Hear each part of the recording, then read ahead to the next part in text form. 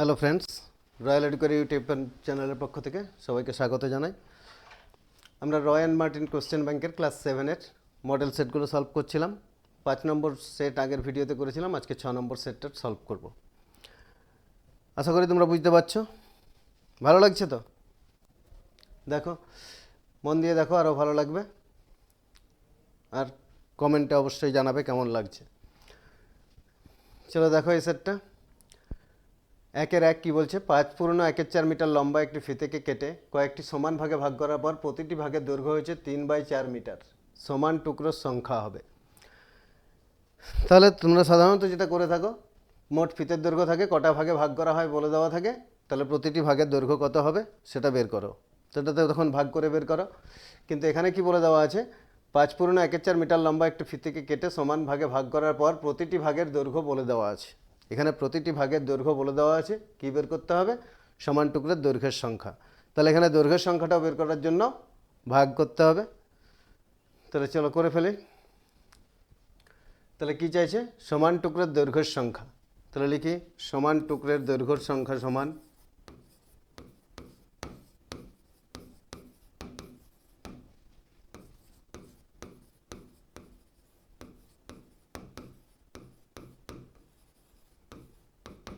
সমান টুকরের দৈর্ঘ্যের সংখ্যা সমান কত হবে? মোট ফিতেটা কত ছিল?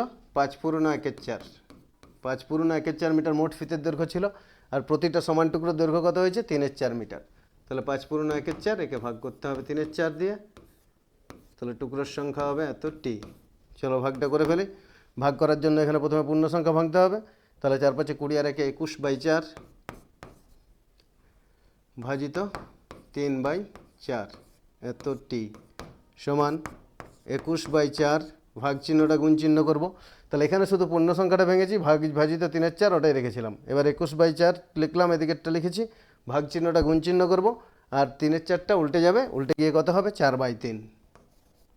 তাহলে এটা হলো 4/3 এত মিটার সমান। এবার এটা কী করবো?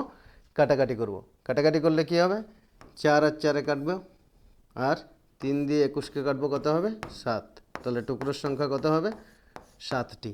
তাহলে টুকরোর সংখ্যা হলো 7টি। দেখো অপশন কোনটা? সি। অপশন সিতে আছে 7। তাহলে 1-1টার উত্তর হবে অপশন সি, 7 মিটার, 7টি, সরি। 2 নম্বর দেখো কি বলছে, পি কিউ একটি সরল রেখাংশ যেখানে পি কিউ 14 সেমি, পিএস 40 সেমি। যদি P Q is to R S সমান 7 হয়, তবে কিউ আর এর দৈর্ঘ্য হবে। তাহলে P Q is to R S এখানে দেওয়া আছে, P Q is to R S সমান 7। আর কি বলছে? সরলরেখাটার নাম কি বলছে? P Q R S. তাহলে চলো সরলরেখাটা আগে আঁকি। তাহলে পি কিউ আর এস একটি রেখাংশ, একটি সরলরেখা আঁকলাম। নাম দেবো কি? P Q R S. তাহলে পি কিউ আর এস একটি রেখাংশ, সরল রেখাংশ যেখানে পি কিউ 14 সেমি। তাহলে পি কিউ হচ্ছে 14 সেমি, পিএস 40 সেমি, পিএস 40 সেমি দেওয়া আছে। মানে এই পুরোটা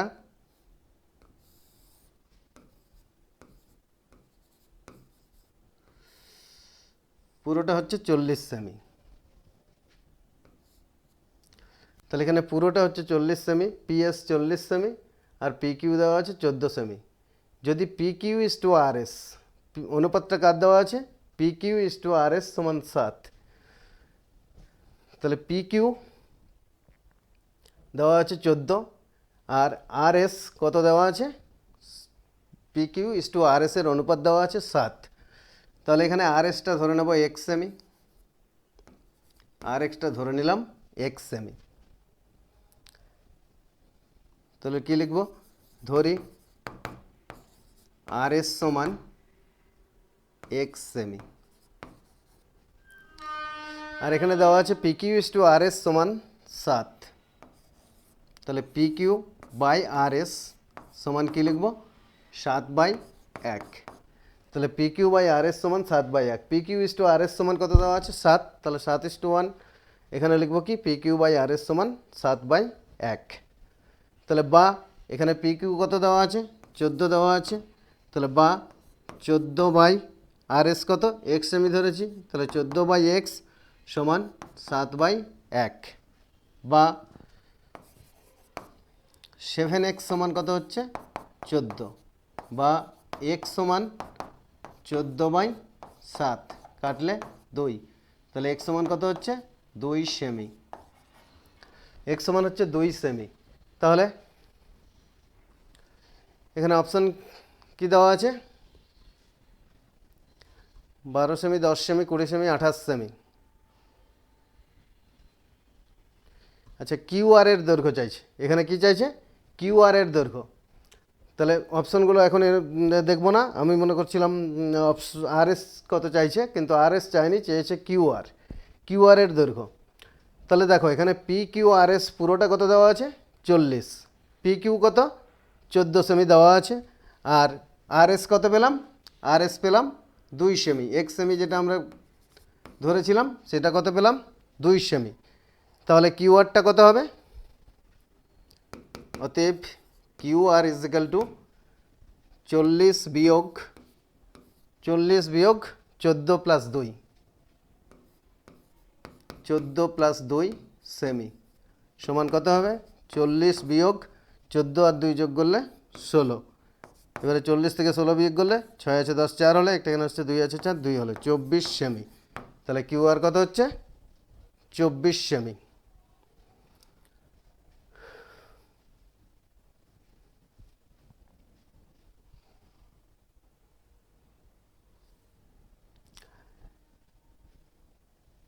চলো পরেরটা দেখি।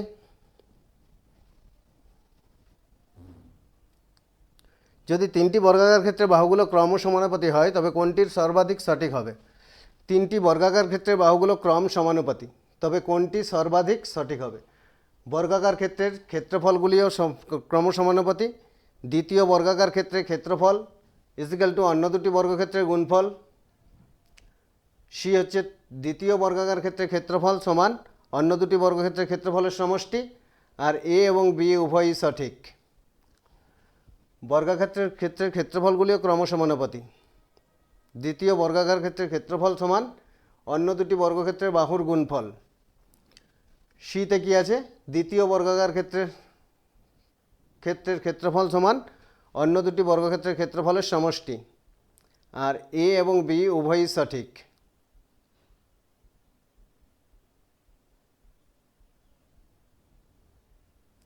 দেখো প্রথম অপশনটা, যদি 3টি বর্গাকার ক্ষেত্রে বাহুগুলো ক্রমসমানুপাতী হয় তবে কোন বর্গাকার ক্ষেত্রের ক্ষেত্রফলগুলিও ক্রমসমানুপাতী হবে।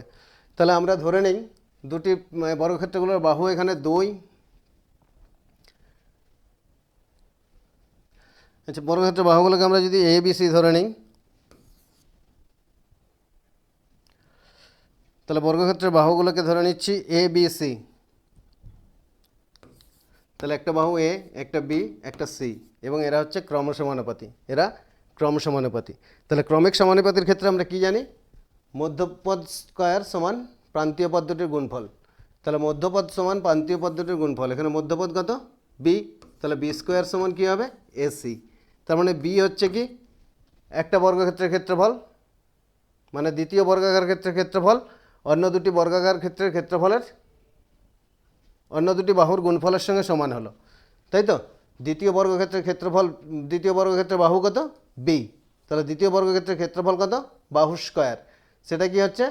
অন্য দুটি বাহুর গুণফলের সমান হচ্ছে। তাহলে এক্ষেত্রে আমরা বলতে পারি কি দ্বিতীয় বর্গাকার ক্ষেত্রের ক্ষেত্রফলগুলি দ্বিতীয় বর্গাকার ক্ষেত্রের ক্ষেত্রফল সমান অন্য দুটি বর্গক্ষেত্রের বাহুর গুণফল। বোঝা গেল? তাহলে আমরা 3টি বর্গক্ষেত্রের বাহু এখানে এ বি সি ধরে নিয়েছি। তাহলে ক্রমিক সমানুপাতির ক্ষেত্রে আমরা জানি মধ্যপদ স্কয়ার সমান প্রান্তীয় পদ্ধতির গুণফল। তাহলে এখানে মধ্যপদ বি, তার বর্গ কত? B square. তাহলে বি স্কয়ার সমান মধ্যপদের স্কয়ার মানে বি স্কয়ার সমান প্রান্তীয় পদ্ধতির গুণফল মানে এসি। তাহলে দেখতে পাচ্ছি কি বি স্কয়ার সমান এসি। সেটা কোথায় বলা আছে? দ্বিতীয় বর্গাকার ক্ষেত্রের ক্ষেত্রফল সমান অন্য দুটি বর্গক্ষেত্রের বাহুর গুণফল। তাহলে উত্তর হবে অপশন বি। তিনেরটার উত্তর অপশন বি। বললাম বোঝাতে? চলো পরেরটা দেখি।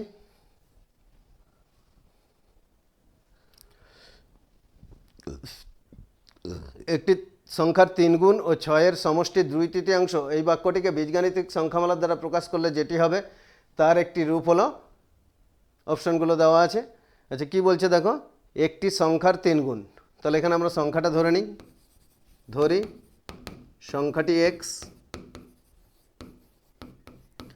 তাহলে সংখ্যাটি 3 ধরি, সংখ্যাটি সমান এক্স, সংখ্যাটি 3 গুণ সমান কী হবে,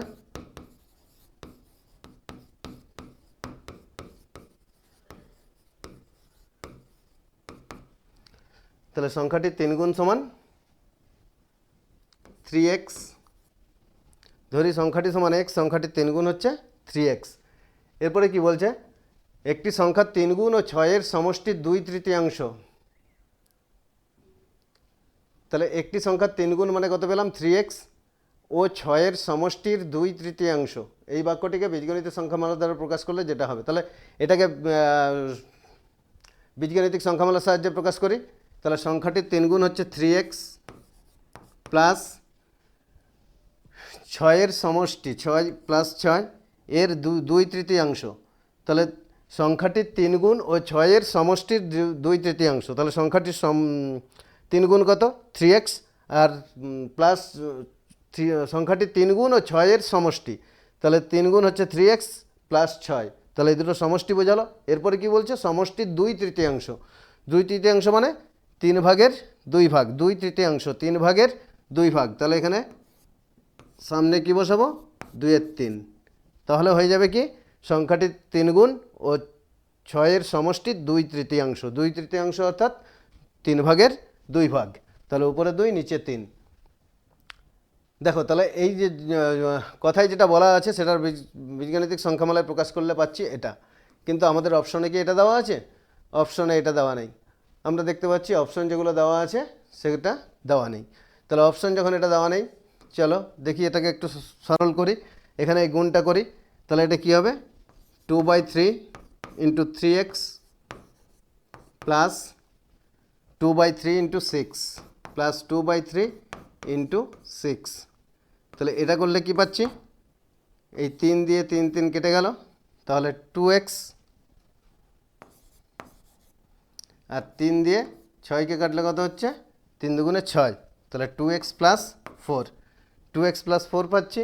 এটাও অপশানে নেই, কিন্তু এখান থেকে 2 কমন নাও, 2 কমন নিলে কী হবে, x প্লাস 2, তাহলে 2 ইন্টু x প্লাস 2।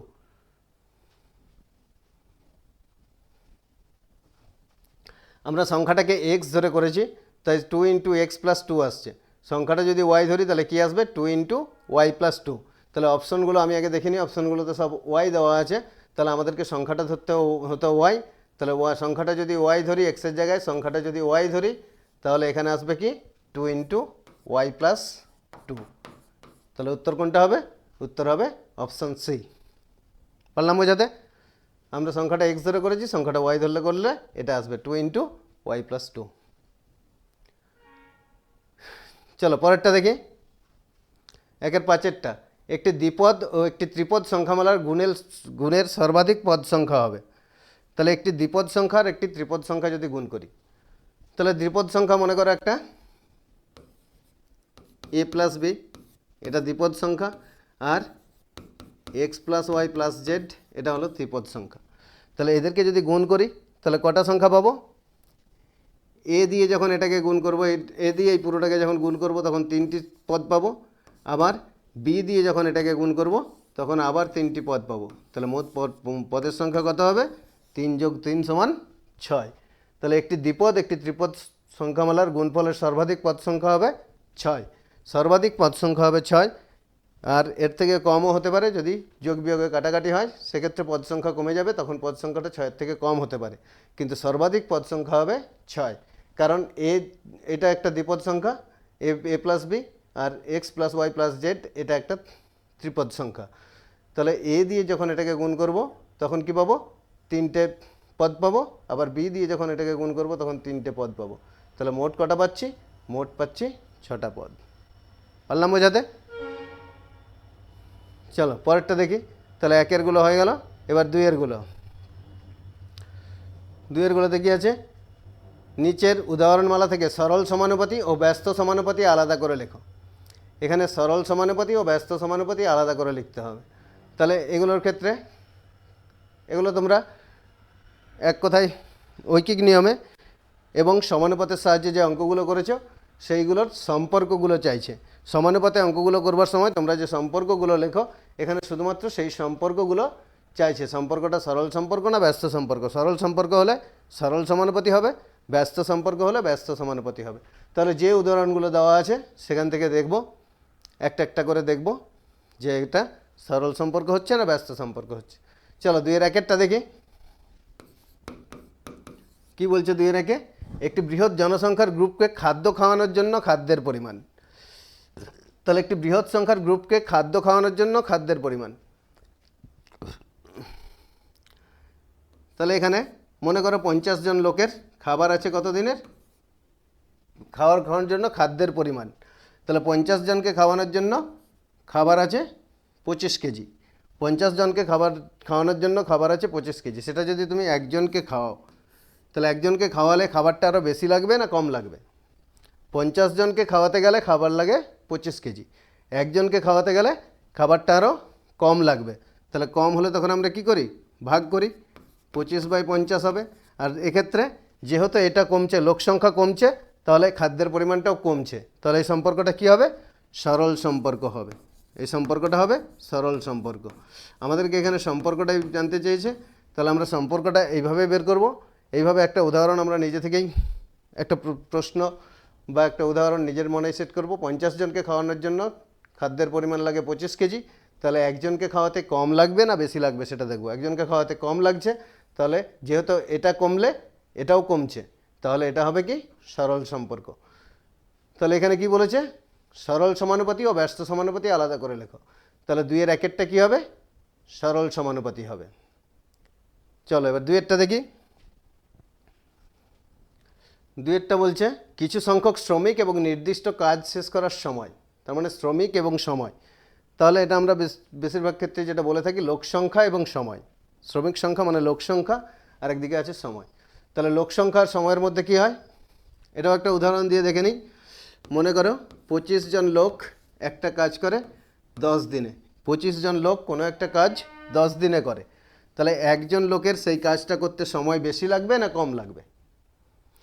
হ্যাঁ, যেহেতু লোকটা কমে যাচ্ছে, 25 জনের জায়গায় একজন হয়ে যাচ্ছে, সেহেতু কাজ করার জন্য সময়টা বেশি লাগবে। কোনো একটা কাজ 25 জন একটা কাজ 25 জনের যে কাজটা করে 10 দিনে, একজনে যদি ঠিক সেই কাজটাই করতে চায় তাহলে তার ক্ষেত্রে সময় বেশি লাগবে। অর্থাৎ এখানে কি করতে হচ্ছে, গুণ করতে হচ্ছে। এবং কি দেখতে পাচ্ছি যে লোক সংখ্যা কমে গেলে সময়টা বাড়ছে। তাহলে এটা কি সম্পর্ক হবে, এটা হবে বিপরীত বা ব্যস্ত সম্পর্ক। এই সম্পর্কটা হবে ব্যস্ত সম্পর্ক। তাহলে কি পেলাম, 2 ব্যস্ত সমানুপাতি। 3 দেখি, ব্যাংকে টাকা জমা রাখার পরিমাণ ও সুদ অর্জন করা। তাহলে 3 ব্যাংকে টাকা জমা রাখার পরিমাণ ও সুদ। তাহলে এটা আমরা এইভাবে দেখি। মনে করো 5,000 টাকা জমা রাখলে 5 বছরে, 5,000 টাকা জমা রাখলে 5 বছরে সুদ পাওয়া যায় 400 টাকা। 5,000 টাকা জমা রাখলে 5 বছরে সুদ পাওয়া যায় 400 টাকা। সেখানে যদি আমি 1 টাকা জমা রাখি, 5 বছরের জন্যই রাখবো, সুদটা বেশি পাবো না কম পাবো? টাকা জমা 5,000 থাকলে পাচ্ছি 400, টাকাটা কমিয়ে দিলাম, আসল কমে গেল, 5,000-এর জায়গায় 1 টাকা রাখলাম। তাহলে 1 টাকাতে, কম টাকাতে নিশ্চয়ই সুদ বেশি দেবে না, কম টাকাতে সুদ কম দেবে। তাহলে এখানে কি হবে, ভাগ হবে 400/5000। তাহলে এক্ষেত্রে কি পেলাম, আসল কমলে সুদ কমে যাচ্ছে। তাহলে এটা কি সম্পর্ক হবে, সরল সম্পর্ক। তাহলে এটা কি হবে, সরল সমানুপাতি। তাহলে 3 সরল সমানুপাতি হবে। চলো পরেরটা দেখি। 4 কি বলছে, তোমার কাছে যে পরিমাণ খাবার রয়েছে, তোমাদের যদি আরও বেশি লোক থাকে তবে তা কত দিনে শেষ হবে? তোমাদের কাছে যে পরিমাণ খাবার রয়েছে, তার মানে এখানে খাদ্যের পরিমাণ, আর লোক যদি বেশি থাকে তবে তা কত দিনে শেষ হবে? তাহলে খাবার এখানে মনে করো 50 কেজি খাবার রয়েছে। তাহলে 50 কেজি খাবারে চলে মনে করো 10 দিন। যে পরিমাণ লোক আছে 50 জন যদি হয়, 50 জনে চলছে কত দিন, 10 দিন। আর একজন যদি লোক হয় তাহলে কি হবে, একজন লোক হলে বেশি দিন চলবে। তাহলে এখানে গুণ করতে হবে। আর লোকটা যদি বেশি হয় 70 জন হলে তখন কম দিন চলবে, তাহলে তখন কি হবে, ভাগ করতে হবে। তাহলে কি দেখতে পাচ্ছি যে এখানে যখন কমছে তখন এখানে বেড়ে যাচ্ছে, খাদ্যের পরিমাণটা কমে গেল। আচ্ছা, এখানে খাদ্যের পরিমাণ নিয়ে বলেছে, তাই তো? তোমাদের কাছে যে পরিমাণ খাবার রয়েছে, তোমাদের যদি আরও লোক বেশি থাকে, তাহলে 50 কেজি খাবার যদি থাকে চলবে কদিন, 10 দিন। আর 1 কেজি খাবার যদি থাকে তাহলে কম দিন চলবে। তোমাদের কাছে যে পরিমাণ খাবার রয়েছে, মানে 50 কেজি খাবার রয়েছে, আমরা লাইনটা যেহেতু লিখিনি, তাহলে 50 কেজি খাবারে চলে মনে করো 10 দিন। খাবারটা যদি 1 কেজি হয়ে যায় তাহলে 1 কেজি খাবারে কম দিন চলবে। আমি এটা প্রথমে যেটা করছিলাম লোকসংখ্যা এবং চলার সময় ধরে নিচ্ছিলাম, ঠিক আছে, লোকসংখ্যা এবং সময় হিসাবে ধরে নিচ্ছিলাম, কিন্তু এটা খাদ্যের পরিমাণ আছে। তাহলে খাদ্যের পরিমাণ থাকলে কি হবে, 50 কেজি খাবারে 50 কেজি খাবার যদি থাকে 10 দিন চলে, 1 কেজি খাবার থাকলে কম দিন চলবে। তাহলে এখানে কি দেখতে পাচ্ছি, এটা কমলে এটাও কমে যাচ্ছে, তাহলে এটা কি হবে, সরল সম্পর্ক হবে।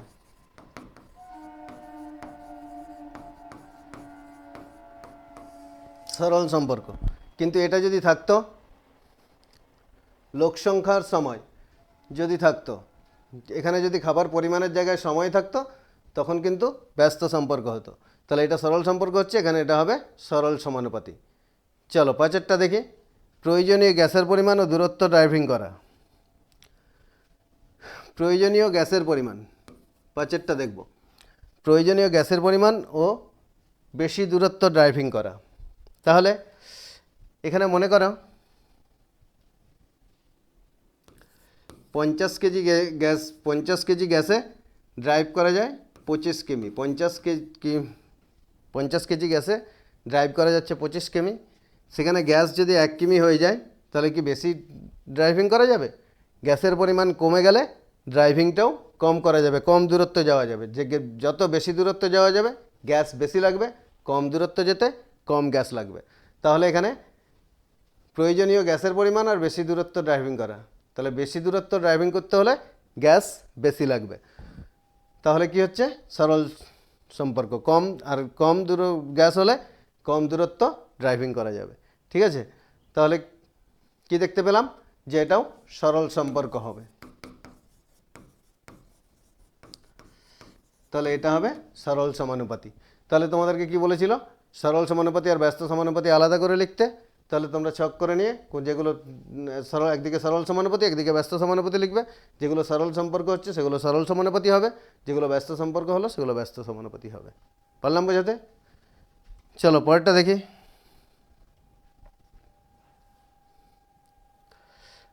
3-1, পাশের চিত্রটির 75% চিহ্নিত করো। তাহলে 3-1 দাগ করবো এবারে। পাশের চিত্রটির 75%, তাহলে চিত্রটিতে কটা ঘর আছে, 1 2 3 4 5 6 7 8, ঘর কটা আছে, 8টা। তাহলে পাশের চিত্রটির 75%, 8টা ঘর আছে, তার মানে আমাদেরকে এখানে নির্ণয় করতে হবে 8টির ঘরের 75%। তার মানে 8 গুণিত 75/100।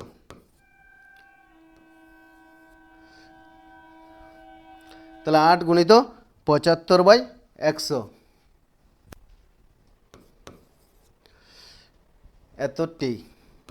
এতটি ঘর সমান কী হবে, কাটাকাটি করলে 25 দিয়ে কাটবো, এটা 25 3 75, 25 4 100, 4 দিয়ে 8কে কাটবো 2, তাহলে 3 দুগুণে কত হবে, 6, 6টি ঘর। তাহলে এখানে চিত্রটিতে 8টি ঘর দেওয়া আছে, 8টি ঘরের 75% সমান কত হবে, 8 গুণিত 75/100, কাটাকাটি করলে কি হচ্ছে, 6টি ঘর। তাহলে এই চিত্রটির 75% সমান কী হবে, 6টি ঘর। পারলাম বোঝাতে? চলো পরে 2-এরটা দেখি। 3-2 কি বলছে, একটি উদাহরণ দিয়ে দেখাও যে পূর্ণ সংখ্যার ক্ষেত্রে বিয়োগের সাপেক্ষে সংযোগ নিয়ম প্রযোজ্য নয়। তাহলে বিয়োগের ক্ষেত্রে বিয়োগের সাপেক্ষে সংযোগ নিয়ম প্রযোজ্য নয়। তাহলে আমরা এটা কী দেখাবো, 3টে সংখ্যা নিয়ে আমরা দেখাবো a minus b minus c not is equal to a minus b minus c।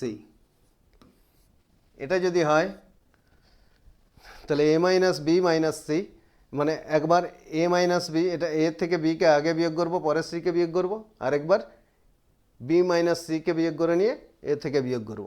তাহলে এটা যদি অসমান হয়, দুটো বিয়োগফল যদি অসমান হয়, তাহলে কি পাবো? যে পূর্ণ সংখ্যার ক্ষেত্রে বিয়োগের সাপেক্ষে সংযোগ নিয়ম প্রযোজ্য নয়। তাহলে একটি উদাহরণ দিয়ে দেখাতে বলছে, আমরা সংখ্যা নিয়ে নেব। আমরা সংখ্যাগুলো নিলাম, মনে করো 6, একটা সংখ্যা নিলাম +6, আর একটা নিলাম -3, আর একটা নিলাম -5। 6 -3 -5। তাহলে এগুলোর ক্ষেত্রে প্রথমে আমরা এটা করব। প্রথমে এটা যদি করি a minus B minus C, তাহলে এখানে +6 -3, তাহলে এর থেকে বিয়োগ করব কাকে? -5কে। এর থেকে বিয়োগ করব -5কে। তাহলে +6 -3, তার থেকে আবার বিয়োগ করব -5, তাহলে এই মাইনাস চিহ্নটা থাকবে, এখানে -5 দেব। হয়েছে? তাহলে এবার যদি করি কি পাবো? তাহলে এই বিয়োগটা করলে +6, আর এখানে কি হবে? মাইনাসে মাইনাসে +3, আর তার থেকে এখানে মাইনাসে মাইনাসে কী হয়ে যাবে? +5 হয়ে যাবে। তাহলে এখানে 6 আর 3 দুটোতেই প্লাস আছে, তাহলে দুটোই প্লাস থাকলে যোগ করব। 6 আর 3 9, 9 + 5 সমান কত হচ্ছে? 14। তাহলে এখানে 9 + 5, 5টা ঠিক করে লিখি। তাহলে 9 + 5 যোগ করলে পাচ্ছি 14। আচ্ছা, এবার দেখো, এবার এটা করে দেখব, a minus B B minus C. তাহলে এখানে এ কত আছে? আমরা এ ধরেছি +6, তাহলে প্রথমে কত লিখব? এখানে লিখব +6। তাহলে এ ধরেছি +6কে, এখানে কি লিখব? +6, এটা হলো এ, মাইনাস এখানে লিখব বি মাইনাস সি। তাহলে আমরা বি কত ধরেছি? বি ধরেছি -3, তাহলে বি এর জায়গায় লিখব কত? -3। তাহলে এখানে যেহেতু ফার্স্ট ব্র্যাকেট লাগছে, এখানে সেকেন্ড ব্র্যাকেট দেবো। -3 মাইনাস সি কত ধরা আছে? সি ধরা আছে -5, তাহলে -3 মাইনাস -5, সেকেন্ড ব্র্যাকেটটা ক্লোজ করব। এবার কি পাচ্ছি? +6টা +6 থাকবে, মাইনাস এখানে এটা করলে কি হবে? -3 আর মাইনাসে মাইনাসে +5। ঠিক আছে, এটা ব্র্যাকেট তুলছি, তাহলে এখানে -3 হলো, আর এটা মাইনাসে মাইনাসে +5 হচ্ছে। তাহলে এবার কী হবে? এবার 6 বিয়োগ, এখানে এই দুটো আলাদা চিহ্ন আছে, -3 +5 আছে, দুটো আলাদা চিহ্ন আছে, বিয়োগ করব। 5 থেকে 3 গেলে 2, বড়টার সঙ্গে প্লাস চিহ্ন আছে, তাহলে এখানে হবে +2। তাহলে পেলাম 6 - 2, তাহলে সমান সমান কী হবে? 6 প্লাসে মাইনাসে -2, 6 থেকে 2 বিয়োগ করলে কত হবে? 4। তাহলে এখানে কত পেয়েছিলাম? এখানে পেয়েছিলাম +14, আর এখানে পেলাম কত? এখানে পেলাম +4। তাহলে একদিকে পেয়েছিলাম +14, আরেকদিকে পেলাম -4। তাহলে আমরা কি দেখতে পাচ্ছি?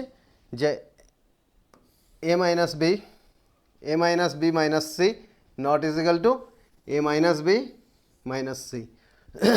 তাহলে দুটো অসমান। তাহলে এক্ষেত্রে আমরা কি বলতে পারি? যে অতএব পূর্ণ সংখ্যার ক্ষেত্রে বিয়োগের সাপেক্ষে সংযোগ নিয়ম প্রযোজ্য নয়। তাহলে এই উদাহরণটা দিয়ে দেখাবো এইভাবে, দুটো অসমান হবে, তাহলে তখন এটা লিখব। উদাহরণটা দিয়ে এটা দেখাবার পরে নিচে আগে এটা লিখব, তারপরে লিখব কি? অতএব পূর্ণ সংখ্যার ক্ষেত্রে বিয়োগের সাপেক্ষে সংযোগ নিয়ম প্রযোজ্য নয়। পারলাম বোঝাতে? ঠিক আছে, শোনো মন দিয়ে, দেখো পরেরটা। 4320কে মৌলিক সংখ্যার গুণফল আকারে লেখো। 4320, তাহলে 3 এর 3, 4320 আছে। 4320কে মৌলিক সংখ্যার গুণফল আকারে লিখতে বলছে। তাহলে এটাকে মৌলিক সংখ্যা বিশ্লেষণ করি। সংখ্যাটা কি আছে? 4320। তাহলে যতক্ষণ জোড় সংখ্যা আছে 2 দিয়ে যায়, 2 দিয়ে ভাঙি। 2 দিয়ে দিলে 2 দুগুণে 4, 2 1 2, 1 12, 2 6 12, 0। আবার 2 দিয়ে দেবো, তাহলে 2 1 2। এইখানে এই যে 1 আছে, তো 1-এর মধ্যে যাচ্ছে না, দুটো একসঙ্গে নিতে হবে, তাহলে সেই জন্য এখানে 0 দিতে হবে, এবং 2 8 16, এখানে হবে 0। এই জায়গাটাতে অনেকের ক্ষেত্রেই ভুল করবে। অনেকে কি করবে? এই যে 2160 আছে, 2160কে 2 দিয়ে যখন দেবে, 2 দিয়ে দিলে 2 1 2, 2 8 16 0 দিয়ে 180 করে দেবে। তাহলে 180 হলে 180কে 2 দিয়ে গুণ করলে কখনো 2160 আসে? 180কে 2 দিয়ে গুণ করলে 2160 আসবে? আসবে না। এই অঙ্কটাকে মৌলিক উৎপাদকে বিশ্লেষণ করতে এই কারণেই দিয়েছে। ভুলটা 90% ছাত্রছাত্রী এইখানটাতেই ভুল করবে। এখানে 2 দিয়ে যখন এটাকে ভাগ করা হচ্ছে, 2 1 2, তারপরে 1 নামছে, 1-এর মধ্যে যাচ্ছে না, সেই জন্য দুটো সংখ্যা একসাথে নিতে হবে। একসাথে দুটো সংখ্যা নিতে গেলে এখানে আগে একটা শূন্য দিতে হবে, তারপরে 2 8 16, তারপরে 2 0 0। কিন্তু 90 থেকে 95% এইখানটাতেই ভুল করবে, এই জন্যই এরকম একটা সংখ্যাকে ভাঙতে দিয়েছে। তাহলে খুব সতর্কভাবে ভাঙবে। এখানে মনে রাখবে, যখন দুটো সংখ্যা একসাথে নিতে হচ্ছে আমাদেরকে, বা দুটো সংখ্যা একসঙ্গে যখন নামাতে হয়, তখন আমরা জানি কি, দুটো সংখ্যা একসঙ্গে নামাতে হলে শূন্য দিতে হবে অবশ্যই। দেখো আরও একবার দেখে নাও, 2 দিয়ে দিলে 2 2 4, 2 1 2, 1 12, 2 6 12, 0 2160 হলো। একে আবার 2 দিয়ে যখন দেবো, 2 1 2, এখানে কিন্তু 1-এর মধ্যে যাচ্ছে না বলে আগে শূন্য দেবো, তারপরে 2 8 16, তারপরে 0 1080। এই জায়গাটাতে ভুল করবে না, আরও একবার দেখিয়ে দিলাম ওই জন্য। 2 দিয়ে দিলে 1080কে ভাগ করো, 2 দিয়ে 5 2 10, 4 2 8 0, আবার 2 দিয়ে দাও, 2 2 4, 1 14, 7 2 14 0, 2 দিয়ে দিলে 2 1 2, 3 2 6, 1 10, 5 2 10, 135। 135কে 3 দিয়ে যাবে কিনা দেখে নাও, 5 3 8 9। এই সংখ্যাগুলো যদি যোগ করি কত পাচ্ছি? 9 পাচ্ছি। তাহলে 3 দিয়ে যাবে, 9কে যেহেতু 3 দিয়ে ভাগ করলে মেলে, তাহলে এটা 3 দিয়ে যাবে। তাহলে 3 দিয়ে দিলে কত হবে? 3 4 12, 1 15, 3 5 15, 45। আবার 3 দিয়ে দেব, 15, আবার 3 দিয়ে দেব, 3 5 15। তাহলে কী কী পেলাম? তাহলে এবারে লিখে দেবো কি, অতএব 4320 সমান কটা গুণফল আকারে কটা 2 পেয়েছি? 1 2 3 4 5। তাহলে 5টা 2, তারপরে 3 পেয়েছি 1 2 3টা, তাহলে আর একটা 5। তাহলে 4320 সমান লিখব 5টা 2, 1 2 3 4 5, তারপরে লিখব 3টে 3, 1 2 3টে 3 আছে, তাহলে 3টে 3 আর গুণিত 5। তাহলে 4320কে মৌলিক উৎপাদকে বিশ্লেষণ করলে এটা পেলাম। তোমাদের উত্তর ঠিক হয়েছে কিনা এটাকে গুণ করে দেখে নিতে পারো। এটা গুণ করে 4320 যদি আসে তাহলে বুঝবে ঠিক হয়েছে, না হলে বুঝবে ঠিক হয়নি, ভুল হয়েছে। তাহলে এটা গুণ যদি করি কী হবে? 2 2 4, 4 2 8, 8 2 16, 16 2 32, 32। তাহলে 32 3 কত? 96। তাহলে 96। তাহলে এখানে এই পর্যন্ত গুণ করছি, 2 2 4, 4 2 8, 8 2 16, 16 2 32, 32 3 96। এই পর্যন্ত কত পেলাম? 96। আর এই পর্যন্ত কত পাচ্ছি? 3 3 9, 5 9 45। তাহলে 96 গুণিত 45। তাহলে এবার 96কে 45 দিয়ে গুণ করি, 5 36 0, হাতে 3, 5 9 45 আর 3 48 0, 4 6 24 4, হাতে 2, 4 9 36 আর 2 38 0, 8 4 12 2, হাতে 1, 8 4 12 13 3, হাতে 1, 3 1 4। তাহলে কত পেলাম? 4320। বোঝা গেল? তাহলে গুণ করে 4320 পেলাম। তার মানে আমরা এটাকে যে বিশ্লেষণ যেটা করেছি সেটা ঠিক আছে। ঠিক আছে, পারলাম বোঝাতে? চলো 3-এর দাগ শেষ হলো, 4-এর দাগ দেখি। 4-এর দাগ কী বলছে? সরল করতে বলছে। তাহলে সরল করতে যখন বলেছে আগে তুলে নিই অঙ্কটা। 4 to the power 5 into a to the power 8 b cube by কি আছে? By 4 to the power 5 into a to the power 5 b square, এটা আছে। তাহলে এটা থেকে আমরা কি করতে পারি? এখানে 4 to the power 5, 4 to the power 5 একই আছে, কেটে দিতে পারি। সমান কি লিখব? a to the power 8, a to the power 8 b cube by a to the power 5 b square. এবার এটা কী হবে? তাহলে এখানে উপরে নিচে করে আছে, লব হরে আছে, তার মানে হর নিচে যেগুলো আছে সেগুলো ভাগে আছে, ভাগে থাকলে পাওয়ারগুলো কী হবে? বিয়োগ হবে। এখানে আছে a to the power 8 b cube, এটা 8 আছে, তাহলে a to the power 8 b cube by a to the power 5 b square. তাহলে এখানে পাওয়ারগুলো বিয়োগ করব। তাহলে এর পাওয়ার উপরে আছে 8, নিচে আছে 5, তাহলে এখানে কী হবে 8 বিয়োগ 5 ইন্টু কী লিখব বি টু দি পাওয়ার 3 বিয়োগ 2, বি এর পাওয়ারটা হবে 3 বিয়োগ 2, তাহলে সমান এখানে এর পাওয়ার কী পাবো 8 থেকে 5 গেলে 3, তাহলে এ কিউব, আর বি এর পাওয়ার 3 থেকে 2 গেলে কত হবে 1, তার মানে শুধু বি। তাহলে এটা সরল করলে কী পাবো এ কিউব বি। পারলাম বোঝাতে? চলো পরেরটা দেখি। পরেরটা বলছে 3x স্কোয়ার প্লাস 4x ও 5x স্কোয়ার মাইনাস এক্সের যোগফল 3x মাইনাস 5x স্কোয়ার থেকে কত বেশি দেখাও। তাহলে এই দুটো রাশির যোগফল এই রাশিটা থেকে কত বেশি, তার মানে এই যোগফলটাই বেশি হবে। তাহলে যোগফলটা কত বেশি দেখাতে বলেছে, মানে এই দুটো যোগ করার পর ওই যোগফল থেকে এই রাশিটাকে বিয়োগ করতে হবে। পারলাম বোঝাতে? দেখো অঙ্কটা ভালো করে পড়ো। 3x স্কোয়ার প্লাস 4x ও 5x স্কোয়ার মাইনাস এক্সের যোগফল, তাহলে এটার যোগফল বলছে মানে এই দুটোকে তো অবশ্যই যোগ করতে হবে। এরপরে কি বলছে এই যোগফলটা 3x মাইনাস 5x স্কোয়ার থেকে কত বেশি দেখাও। তার মানে আমাদেরকে যদি এরকম বলে 20 ও 10-এর যোগফল, 20 ও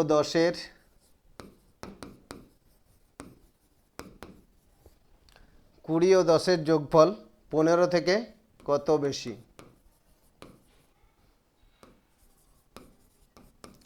মানে প্রশ্নটা ওখানে যে আকারে আছে, আমরা যদি একটা সাধারণ সংখ্যা নিয়ে প্রশ্নটা লিখি তাহলে প্রশ্নটা দাঁড়াবে কি এরকম 20 ও 10-এর যোগফল 15 থেকে কত বেশি। তাহলে 20 ও 10-এর যোগফল আগে বের করতে হবে, তার মানে 20 আর 10 যোগ করতে হবে। তাহলে 20 প্লাস 10 সমান কত হবে 30। এবার এই যোগফলটা বলছে 15 থেকে কত বেশি, তার মানে সেটা থেকে কি করতে হবে 15 বিয়োগ করতে হবে, দিলে পাবো যোগফলটা 15 থেকে কত বেশি। তাহলে এটাই সাধারণ সংখ্যা নিয়ে আমরা এইভাবে বুঝলাম, ওখানে এই জিনিসটাই করতে হবে। প্রথমে তো যোগফলটা বের করতে হবে, তারপরে যোগফল থেকে আরেকটা সংখ্যা যেটা দেওয়া আছে সেটা বিয়োগ করব, মানে যোগফলটা আগে থাকবে। তাহলে আমরা এটাকে যদি সরল আকারে লিখে নিই তাহলে কীরকম দাঁড়াবে। সরল আকারে লিখে নিলে 3x স্কোয়ার প্লাস 4x, এটা একটা রাশি, এর সঙ্গে যোগ করতে বলছে 5x square minus x, 5x square minus x. তাহলে এই যোগটা আগে করব, যোগটা করে নেওয়ার পর এই যোগফলটা দেখাবো 3x মাইনাস 5x স্কোয়ার থেকে কত বেশি, 3x মাইনাস 5x স্কোয়ার। তাহলে এটা হচ্ছে যোগফলটা, দুটোকে যোগ করব দিলে পাবো যোগফল, আর তার থেকে বিয়োগ করব কি যেটা থেকে এটা কত বেশি, যোগফলটা কত বেশি বলছে, তাহলে যোগফল থেকে আরেকটা রাশিকে বিয়োগ করব। তাহলে চলো যোগটা করি, ব্র্যাকেটগুলো একসাথে আমরা তুলে নিতে পারি। তাহলে এখানে 3x square plus 4x plus 5x square minus x, এগুলো পেলাম। আর এখানে কি পাবো প্লাসে মাইনাসে মাইনাস 3x আর মাইনাসে মাইনাসে প্লাস 5x স্কোয়ার। তাহলে এখান থেকে এবার এটা যদি যোগ করি তাহলে এখানে এক্স স্কোয়ার আছে, এখানে এক্স স্কোয়ার আছে, তাহলে দুটোতে এই যে দুটো জায়গাতে এক্স স্কোয়ার আছে এবং এক্স স্কোয়ারগুলোতে কী দেখতে পাচ্ছি একই চিহ্ন আছে, দুটোই প্লাস আছে, তাহলে একই চিহ্ন থাকলে যোগ করতে হয়, তাহলে যোগ করব 5 আর 3 8x স্কোয়ার। আর দেখতে পাচ্ছি কি এখানে এক্স আছে আর এখানে এক্স আছে, তাহলে এক্স দুটোতে দেখো চিহ্ন কি আছে, এক্স দুটোর চিহ্নটা ভালো করে খেয়াল করো, এখানে আছে প্লাস চিহ্নটা, এখানে আছে প্লাস, এখানে আছে কি মাইনাস, তাহলে এক জায়গায় প্লাস এক জায়গায় মাইনাস, তাহলে দুটোতে আলাদা চিহ্ন থাকলে বিয়োগ করব। 4x থেকে এক্স গেলে কত হবে 3x, তাহলে 8x স্কোয়ার প্লাস 3x। এবারে তার থেকে বিয়োগ করতে হবে এটা, তাহলে এটাকে লেখো minus 3x plus 5x square. 5টা ঠিক করে লিখে নিই। তাহলে এখানে আছে 3x plus 5x square, 3x plus 5x square. দেখো এখানেও দু জায়গাতে এক্স স্কোয়ার আছে, এখানে এক্স স্কোয়ার আছে, এখানে এক্স স্কোয়ার আছে, দুটোর চিহ্ন কি আছে দুটোতে একই চিহ্ন আছে, তাহলে দুটোতে একই চিহ্ন থাকলে যোগ করতে হয়, তাহলে যোগ করব 8 আর 5 13x স্কোয়ার। আর এই দুটোতে এক্স আছে, এই দুটোতে আছে এক্স, তাহলে এই এক্স দুটোকে কী করতে হবে প্লাস 3x মাইনাস 3x আছে, দুটো আলাদা চিহ্ন আছে, আলাদা চিহ্ন থাকলে বিয়োগ করতে হয়। আর এখানে দেখতে পাচ্ছি কি দুটো একই জিনিস আছে, একটা প্লাসে একটা মাইনাসে, তাহলে এই দুটোকে কেটে দেবো, প্লাস 3x মাইনাস 3x কেটে দেবো, তাহলে পড়ে থাকবে এটাই 13x স্কোয়ার। তাহলে উত্তর কী লিখব? 3x স্কোয়ার ও প্লাস 4x ও 5x স্কোয়ার মাইনাস 5x এর যোগফল 3x মাইনাস 5x স্কোয়ার থেকে 13x স্কোয়ার বেশি। পারলাম বোঝাতে? তাহলে যেমন কোশ্চেন করেছে কোশ্চেনের লাইনটা ধরেই উত্তর লিখে দেবে। চলো নেক্সট দেখি। স্কেল ও পেন্সিল কম্পাসের সাহায্যে 45 ডিগ্রি ও 22.5 ডিগ্রি কোণ অঙ্কন করো। তাহলে 45 ডিগ্রি কোণ আঁকতে বলছে ও 22.5 ডিগ্রি কোণ আঁকতে বলছে, তাহলে দুটো আলাদা আলাদাভাবে করব। প্রথমে 45 ডিগ্রি, তারপরে 22.5 ডিগ্রি। তাহলে 45 ডিগ্রি কোণটা যেভাবে করব 22.5 ডিগ্রি কোণটাও ঠিক সেইভাবেই করতে হবে। 45 ডিগ্রি কোণটা আঁকার জন্য যা যা করতে হবে ঠিক একই জিনিস 22.5 ডিগ্রি করবার সময়ও করতে হবে, অর্থাৎ আগে 45 ডিগ্রি এঁকে নিতে হবে, তারপরে 45কে অর্ধেক করলে পেয়ে যাব 22.5। তাহলে চলো আগে 45 ডিগ্রি আঁকাটা দেখে নিই।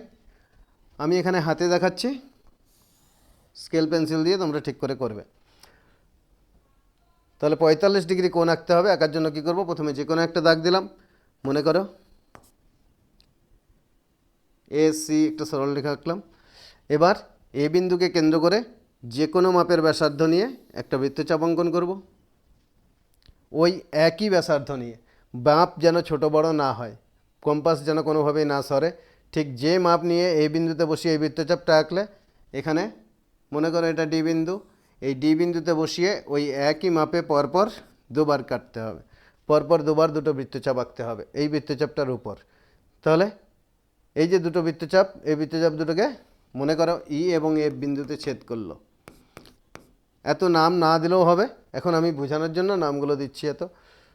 তাহলে ডি বিন্দুকে কেন্দ্র করে যে দুটো বৃত্তচাপ আঁকলে সেই বৃত্তচাপ দুটো ই এবং এফ বিন্দুতে পূর্বের বৃত্তচাপকে ছেদ করলো। এবার কি করতে হবে? এবার বৃত্তচাপটা একটু ছোট করে নিতে পারো, ছোট করে নিয়ে বা ওই একই মাপেও করতে পারো। ই বিন্দুকে কেন্দ্র করে একটা বৃত্তচাপ, এফ বিন্দুকে কেন্দ্র করে একটা বৃত্তচাপ, তাহলে বৃত্তচাপ দিয়ে পরস্পরকে এই বিন্দুতে ছেদ করবে। তাহলে এবার এই বিন্দুর সঙ্গে এটা যোগ করো, তাহলে যে কোণটা পেলাম সেই কোণটা কত ডিগ্রি হবে? এই কোণটা হবে 90 ডিগ্রি কোণ। ঠিক আছে, তাহলে এই কোণটা হলো 90 ডিগ্রি কোণ। এইভাবে আঁকলে যে কোণটা তোমরা পাবে সেটা হবে 90 ডিগ্রি। আমার এটা 90 ডিগ্রি কোনো মতেই হয়নি, এটা হেলে আছে, আমি যেহেতু হাতে আঁকছি, এভাবে তার একদম সঠিক আঁকা সম্ভব নয়। তোমরা কম্পাস দিয়ে ঠিক করে ঠিক নিয়ম মেনে এইভাবে যদি আঁকো এই কোণটা 90 ডিগ্রি পাবে। দেখো এবার এই কোণটাকে সমদ্বিখণ্ডিত করব। তাহলে এই কোণটাকে সমদ্বিখণ্ডিত করার, কোণকে সমদ্বিখণ্ডিত করার জন্য কী করতে হয়? প্রথমে একটা বৃত্তচাপ আঁকতে হয়, তারপর সেই বৃত্তচাপ থেকে আবার দুটো বৃত্তচাপ আঁকতে হয়। তাহলে এখানে কিন্তু সেই বৃত্তচাপটা আঁকাই আছে, প্রথমে যে বৃত্তচাপটা আঁকতে হয় সেটা আঁকাই আছে। তাহলে এখানে এই ডি বিন্দুতে বসাবো, বসিয়ে এপাশে একটা বৃত্তচাপ অঙ্কন করব, আবার এই বিন্দুতে বসাবো, এখানে এই বৃত্তচাপটা এখানে যেখানে ছেদ করেছে 90 ডিগ্রির দাগটাকে যেখানে ছেদ করেছে সেইখানে বসিয়ে এপাশে একটা বৃত্তচাপ আঁকবো, দিলে এই বৃত্তচাপ দিয়ে একটা বিন্দুতে ছেদ করবে। তাহলে এটাকে যোগ করে একটু বাড়িয়ে দিতে পারো। তাহলে মনে করো এখানে নাম দাও বি, তাহলে কোণ বিএসি সমান কত ডিগ্রি কোণ হলো? এই কোণটা সমান হলো 45 ডিগ্রি কোণ। কোণ বিএসি 45 ডিগ্রি কোণ হলো। ঠিক আছে, তাহলে 90 ডিগ্রি কোণ আগে ছিল, প্রথমে যেটা এঁকেছিলাম এই কোণটা, এটা হচ্ছে 90 ডিগ্রি। এখানে নাম মনে করো জি দিয়ে দিই। তাহলে জিএসসি কোণটা ছিল 90 ডিগ্রি কোণ, তাকে সমদ্বিখণ্ডিত করলাম, দিলে পেলাম কি 45 ডিগ্রি কোণ। এবার আরেকটা কোণ কী আঁকতে বলেছে? 22.5 ডিগ্রি কোণ আঁকতে বলেছে। তাহলে 22.5 ডিগ্রি হচ্ছে 45-এর অর্ধেক, তাহলে আবার একটা নতুন করে আঁকবে, এই 45 ডিগ্রি কোণটাকে আবার সমদ্বিখণ্ডিত করে দেবে। কি করে? এই ডি বিন্দুতে বসিয়ে এদিকে বৃত্তচাপ, আর এই বিন্দুটাতে বসিয়ে এপাশে বৃত্তচাপ, তাহলে বৃত্তচাপ দিয়ে পরস্পর একটা বিন্দুতে ছেদ করবে। এবার এখান থেকে এটা যোগ করে এদিকে বাড়িয়ে দাও, তাহলে এই যে কোণটা পাবে এই কোণটা হবে 22.5 ডিগ্রি। কিন্তু তোমরা এটা আলাদা করেই আঁকবে, প্রথমে আবার ওইভাবে 90 ডিগ্রি আঁকবে, 90 ডিগ্রিকে অর্ধেক করে 45, আবার 45কে অর্ধেক করে 22.5, দুটো আলাদা আলাদা আঁকবে। আমি একটাতেই দেখিয়ে দিলাম। চলো এবার চারেরটা দেখি, লাস্ট কোশ্চেন এই সেটের। স্কেল ও পেন্সিল কম্পাসের সাহায্যে এবিসি যে কোনো একটি ত্রিভুজ আঁকো, ত্রিভুজের তিনটি বাহুকে পেন্সিল কম্পাসের সাহায্যে সমদ্বিখণ্ডিত করো। বাহুর সমদ্বিখণ্ডক তিনটি সমবিন্দু কিনা দেখি। তাহলে সমবিন্দু কাকে বলা হয়? সমদ্বিখণ্ডক তিনটি সমবিন্দু কিনা দেখতে হবে। তার মানে সমবিন্দুটা কি? সমবিন্দু হচ্ছে কি, তিন বা তার বেশি সরলরেখা যদি একটা বিন্দু দিয়ে যায় তখন সেই সরলরেখাগুলোকে বলা হয় সমবিন্দু সরলরেখা। তিন বা তার বেশি সরলরেখা যদি একটা বিন্দু দিয়ে যায়, এই যে এখানে এই বিন্দুটা দিয়ে এই সরলরেখাগুলো গেছে, এই চারটে সরলরেখা গেছে, তাহলে এই সরলরেখাগুলোকে বলা হবে সমবিন্দু সরলরেখা। তাহলে এখানে বাহুর সমদ্বিখণ্ডক তিনটি সমবিন্দু কিনা দেখতে বলছি। তার মানে ত্রিভুজের তিনটে বাহুকে যদি আমরা সমদ্বিখণ্ডিত করি, তিনটে বাহুকে সমদ্বিখণ্ডিত করলে তিনটে বাহু পাবো এবং সেই বাহু তিনটে একটা বিন্দুতে মিলিত হবে। যদি হয় তাহলে বুঝবো ঠিক হয়েছে, না হলে হয়নি। এখানে সমবিন্দু কিনা দেখতে বলছে। আমরা কিন্তু জেনে রাখো তোমরা যে ত্রিভুজের বাহুগুলোকে সমদ্বিখণ্ডিত করলে সমদ্বিখণ্ডক তিনটি অবশ্যই সমবিন্দু হয়। তার মানে ত্রিভুজের বাহুগুলোকে সমদ্বিখণ্ডিত করার পর যদি দেখো সমবিন্দু হয়েছে তাহলে বুঝবে ঠিক হয়েছে, না হলে বুঝবে হয়নি। সেক্ষেত্রে সময় থাকলে তোমরা আবার এঁকে দেখবে, আবার আঁকবে। তাহলে দেখো এখানে কি বলছে, যে কোনো একটা ত্রিভুজটার কোনো মাপ দেওয়া নেই, স্কেল এবং পেন্সিল কম্পাস ব্যবহার করেই আঁকবে। তাহলে মনে করো এবিসি যে কোনো একটা ত্রিভুজ হলো। এবারে ত্রিভুজের বাহু তিনটিকে সমদ্বিখণ্ডিত করতে হবে। তাহলে বাহু তিনটিকে সমদ্বিখণ্ডিত করার জন্য কি করতে হবে? ত্রিভুজটার নাম দিতে বলেছে এবিসি। তাহলে এবিসি যে কোনো একটা ত্রিভুজ অঙ্কন করলাম। এবার ত্রিভুজটির বাহু তিনটিকে সমদ্বিখণ্ডিত করতে হবে। তাহলে সমদ্বিখণ্ডিত করতে হলে বিসি এর সমান অর্ধেকের বেশি ব্যাসার্ধ নেবে প্রথমে, দিয়ে উপরের দিকে বৃত্তচাপ, নিচের দিকে বৃত্তচাপ। বিসি এর অর্ধেকের বেশি ব্যাসার্ধ নিয়ে বি বিন্দুকে কেন্দ্র করে বি বিন্দুতে বসাবে, বসিয়ে উপরের দিকে বৃত্তচাপ আঁকবে, নিচের দিকে বৃত্তচাপ আঁকবে। আবার ওই একই ব্যাসার্ধ নিয়ে, ভালো করে খেয়াল রাখবে, বি বিন্দুকে কেন্দ্র করে যে ব্যাসার্ধ নিয়ে বৃত্তচাপ এঁকেছিলাম এবার সি বিন্দুকে কেন্দ্র করে আঁকবো, কিন্তু ওই একই ব্যাসার্ধ নিয়ে। তাহলে সি বিন্দুকে কেন্দ্র করে একই ব্যাসার্ধ নিয়ে উপরের দিকে বৃত্তচাপ, নিচের দিকে বৃত্তচাপ। এবারে এটাকে যোগ করে দেব। তাহলে এই বাহুটার সমদ্বিখণ্ডক পেয়ে গেলাম বিসি। এইভাবে তিনটে বাহুরই সমদ্বিখণ্ডক আঁকবো। এখানেও এ বি বাহুকে যখন সমদ্বিখণ্ডিত করব তখন এ বির অর্ধেকের বেশি ব্যাসার্ধ নিয়ে এ বিন্দুকে কেন্দ্র করে উপরের দিকে এবং নিচের দিকে বৃত্তচাপ আঁকবো। তাহলে এ বি এর অর্ধেকের বেশি ব্যাসার্ধ নিয়ে এ বিন্দুকে কেন্দ্র করে এদিকে উপরের দিকে একটা, নিচের দিকে একটা। আবার বি বিন্দুকে কেন্দ্র করে এপাশে একটা, এপাশে একটা। তাহলে এই বৃত্তচাপ দিয়ে পরস্পরকে ছেদ করেছে। তাহলে এটা যোগ করব, দিলে এ বি বাহুর সমদ্বিখণ্ডক পেলাম। আবার ঠিক একই রকমভাবে এসি বাহুকে সমদ্বিখণ্ডিত করব। এসি বাহুকে সমদ্বিখণ্ডিত করলে এসি এর অর্ধেকের বেশি ব্যাসার্ধ নেব, দিয়ে এ বিন্দুকে কেন্দ্র করে এই এসি সরলরেখার উভয় পাশে দুটো বৃত্তচাপ অঙ্কন করব। তাহলে এই বিন্দুকে কেন্দ্র করে এদিকে বৃত্তচাপ আঁকলাম, এদিকে বৃত্তচাপ আঁকলাম। আবার সি বিন্দুকে কেন্দ্র করে ওই একই ব্যাসার্ধ নিয়ে, বারবার বলছি, যখন বিসি সরলরেখাকে সমদ্বিখণ্ডিত করছো তখন বি বিন্দুকে কেন্দ্র করে যে ব্যাসার্ধ নিয়ে বৃত্তচাপ আঁকবে সি বিন্দুকেও সেই একই ব্যাসার্ধ নিয়ে আঁকতে হবে। কিন্তু যখন এ বি সরলরেখাটাকে সমদ্বিখণ্ডিত করছো তখন তোমরা ওই মাপটা ছোটো বড়ো করতে পারো, কিন্তু খুব ছোট নেওয়া যাবে না। এ বি সরলরেখাংশটার অর্ধেকের বেশি যেন মাপটা অবশ্যই থাকে। আবার যখন তোমরা এসিকে করছো, তো এসি সরলরেখাকে যখন সমদ্বিখণ্ডিত করবে তখনও কিন্তু মাপটা তোমরা আবার অন্য নিতে পারো। প্রত্যেকটা বাহুকে করবার সময় আলাদা আলাদা মাপ নিতে পারো, কিন্তু যে বাহুটাকে সমদ্বিখণ্ডিত করছো সেই বাহুটার দুপ্রান্তে একই মাপ নিয়ে, একই ব্যাসার্ধ নিয়ে বৃত্তচাপ দুটো অঙ্কন করতে হবে। তাহলে যে মাপ নিয়ে এ বিন্দুকে কেন্দ্র করে দুটো বৃত্তচাপ এঁকেছিলাম সেই একই মাপ নিয়ে সি বিন্দুকে কেন্দ্র করে উভয় পাশে দুটো বৃত্তচাপ অঙ্কন করব। তাহলে বৃত্তচাপ দুটো পরস্পরকে দুটো বিন্দুতে ছেদ করেছে। এবার এই দুটোকে যোগ করে দেব। তাহলে কি হবে, এসি এর সমদ্বিখণ্ডক পেলাম। তাহলে এ বি সি ত্রিভুজের প্রত্যেকটা বাহুকে মনে করো এটাকে ডি বিন্দুতে, এটাকে ই বিন্দুতে আর এটাকে এফ বিন্দুতে সমদ্বিখণ্ডিত করলাম। তাহলে দেখতে পাচ্ছি কি এই সমদ্বিখণ্ডক দুটো একটা বিন্দুতে মিলিত হবে। সমদ্বিখণ্ডক তিনটি একটা বিন্দুতে মিলিত হয়েছে। তার মানে কি বলতে পারবো এটাকে, আমরা কি এটা শুরু করবার আগে কি বলেছিলাম যে তিন বা তার বেশি সরলরেখা যদি একই বিন্দু দিয়ে যায় তাহলে সেই সরলরেখাগুলোকে বলবো সমবিন্দু সরলরেখা। তাহলে এখানে তিনটি সরলরেখা একটি বিন্দুতে অবশ্যই মিলিত হবে। তোমরা ঠিকঠাক মাপ নিয়ে যদি সমদ্বিখণ্ডিতগুলো ঠিকঠাকভাবে করো তাহলে এই তিনটে অবশ্যই একটা বিন্দুতে মিলিত হবে। তার মানে সরলরেখা তিনটি সমবিন্দু। পারলাম বোঝাতে? তাহলে আজকে এই সেটটা শেষ করলাম। পরের ভিডিওতে পরের সেটটার সমাধান করব। আমাদের সঙ্গে যুক্ত থাকো। Thank you.